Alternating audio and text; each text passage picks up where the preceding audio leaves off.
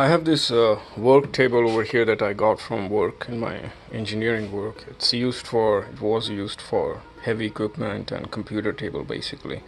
They were throwing it away, so I got it home. It's served its purpose well. I've been working on it for a while now, but it's not a woodworker's table. So I don't have a vise attached to this. I could technically, but I never had a vise. I needed a quick way and a cheap way to add the ability to use a vise. So this is what I came up with over here. There's two movable vices. There's one over here and one over here. These are the Irwin 6.5-inch vices. They have pretty good ratings online.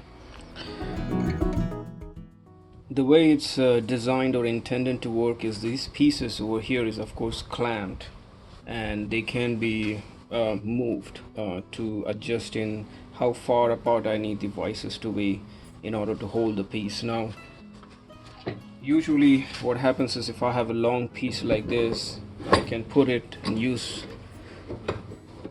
both vices actually to hold the piece, so I can work on the top, on the edge band or something like that on the top.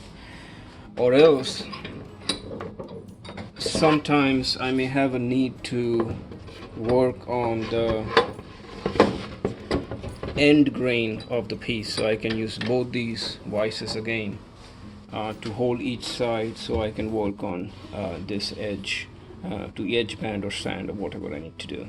So that's the advantage of having adjustable vices that can be moved to adjust whatever length or whatever width I need for the material. And if I don't need it, I just remove it and put it away if it's in my way. Now what I started with is 2 blocks. I need 2 blocks per vise. The first one is a little longer. It's about 12 inches long and about 3 inches wide. It's supposed to sit on the table, clamped and flush with the side of whatever table that is to be used. The other one is shorter. It's about 6.5 or so long and about 2 3/4 wide.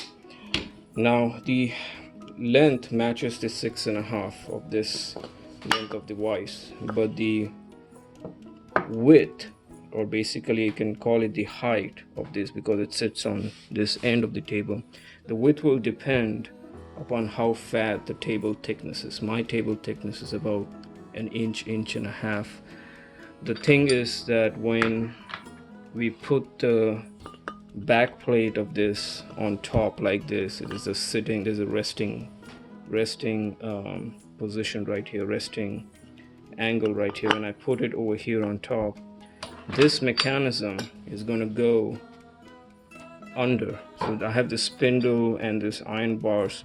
It has to go under and clear the table. It shouldn't hit the table. So the width of this block is to be calculated accordingly. So for me, 2 3/4 was enough. I can put this flush like this, and when I clamp it, those spindles that I showed you will not hit the table. It's going to go under the table. So that's what determines the height of this particular block. In order to start assembling, the first thing I'm going to do is use this edge of this table and assemble these in this fashion, like this, where the top of the side block is flush with the surface of this, and I'm gonna glue over here and clamp it, and then put a couple of screws in here to make this to strengthen this, longer screws like this.